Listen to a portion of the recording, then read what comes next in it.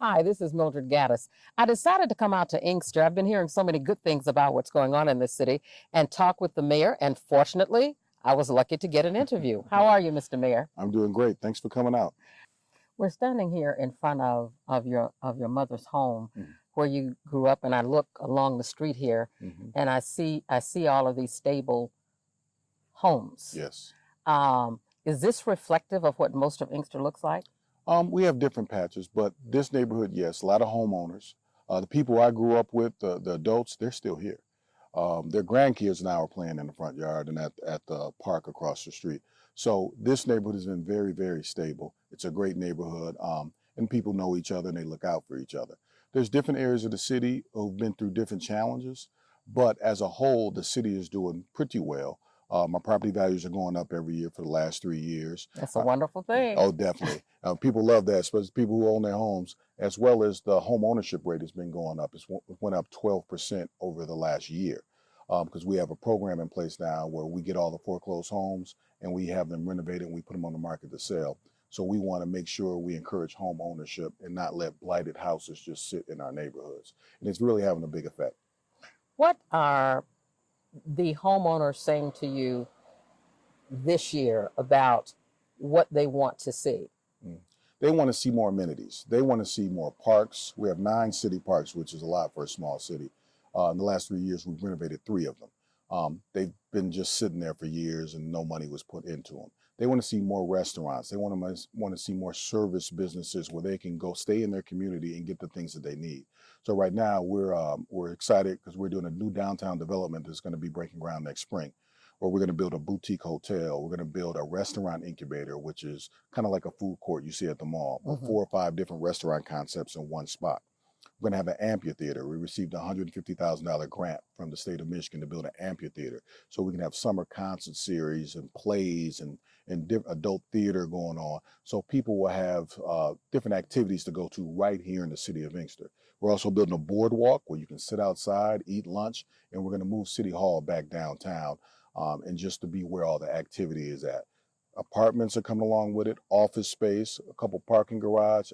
I'm just really, really excited about the project. I've got to ask you this question. A poll came out just yesterday, I believe it was, saying that Detroit was the worst place in the country for millennials. So I ask you, what does Inkster have for millennials?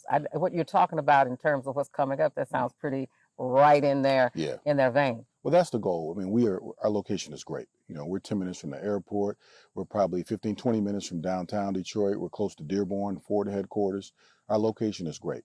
And what we get to offer is all of these new services and things for people to do. We have a walkway that runs the length of the city. So you can walk, walk your dog, ride your bike, do different things. And those are the type of things that millennials are attracted to. They want to be able to not even own a car, be able to go downtown, eat dinner. I don't understand that, but they don't want to own a car, and they want that transportation there just like that. Yes. And they want it all to be via technology. Right there. They want everything right there. And, hey, it's convenient.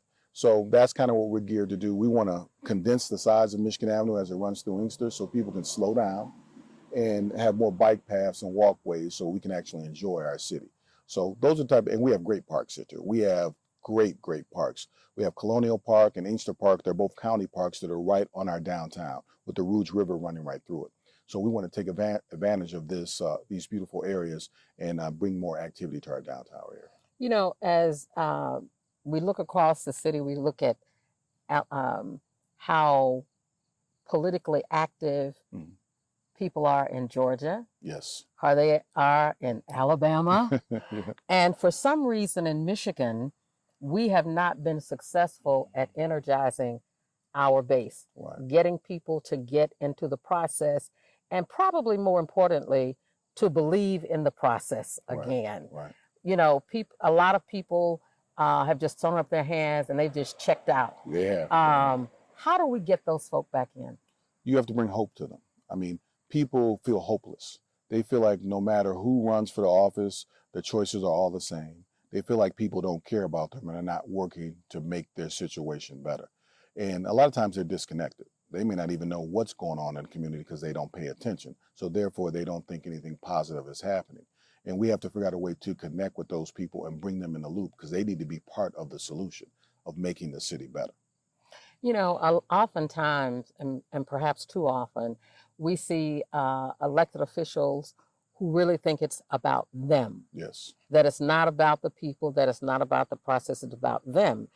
And I've seen elected officials over the years not nurture and groom their successors. Right. And you know that has not historically been who we were. Right. You know, we didn't believe in that. We believed in pulling others along and Yes. teaching them and training them. What are you doing to bring younger people into the fold? I mean, we're very fortunate. We have a lot of young people in our community in leadership positions.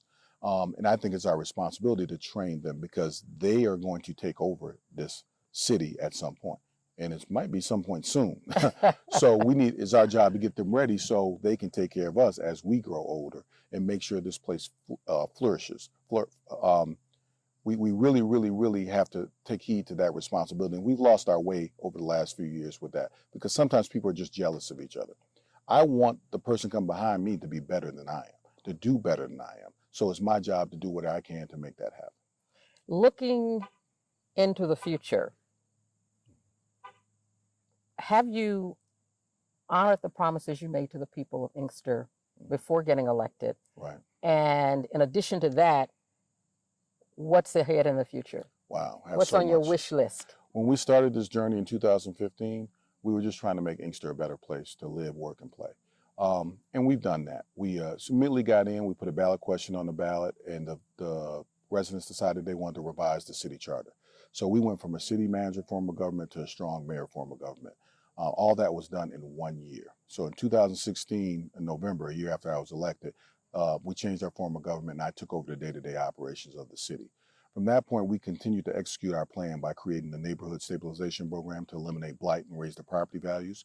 We did execute our plan with respect to improving the parks. We are committed to doing one park a year to improve the parks in the city of Inkster, and we've done that. We built a new football field for an Inkster Raiders youth football team. In the spring, we're building a home football field for the Inkster Vikings. We have 2 youth teams here, and they both have practice facilities in our park. We're improving our roads now. We've repaired our Arcola Road and Annapolis Road. This fall, we're starting on John Daly from Michigan Avenue to North River Park, which is in horrible condition. And then we're going to move on to Avondale Road, which is in bad condition and runs the length of the city. So there was a lot of work to be done when we took over, but we are getting those things done.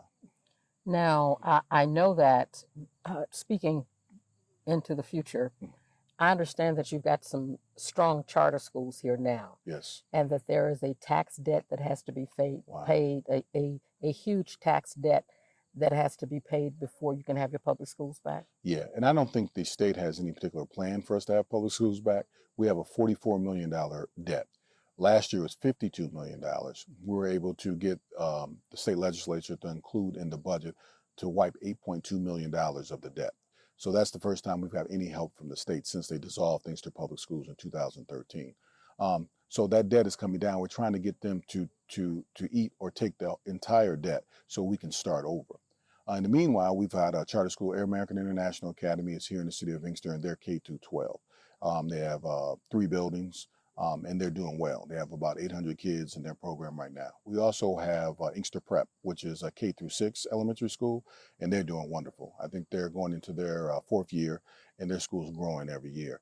And then we still have 4 public schools. Our city was split in 4s, so they go to 4 close neighborhood or community public schools in other communities. So it would be nice. So they don't have to leave Inkster? If you go to the public schools, you have to leave the city of Inkster. Okay. If you go to the charter school, you can't stay here. Okay. You know, it's a little tough for a kindergarten to get on a bus and drive 30 minutes to go to school. You got that right. You know, that's not good. So I would prefer to have our schools here, but basically the conversation can't start until the debt's been taken care of. And, you know, we're working towards that to make that happen. It seems like the state ought to be willing to do that. I mean, it's been pretty generous to some other communities. Right. I mean, other communities that didn't need the help. Exactly. Okay. Exactly. So there ought to be some equity in the balance there. We're entering the year 2020. Mhm. And are you excited, concerned, or whatever about your America these days? America is changing. I think the mask that people wear are coming off, and I think people's true feelings are coming out. I'm encouraged by that. I'd rather know what I'm dealing with rather than someone being covert about it. But I am excited about the future. I think there's a lot of things that can be had. I think the hate and the ugly is going to cause us to pull together and do something positive because we have to beat it. Love always conquers hate. So I believe the future is bright for all of us. Thank you, Mr. Mayor. Thank you. Appreciate it. All right. Appreciate it.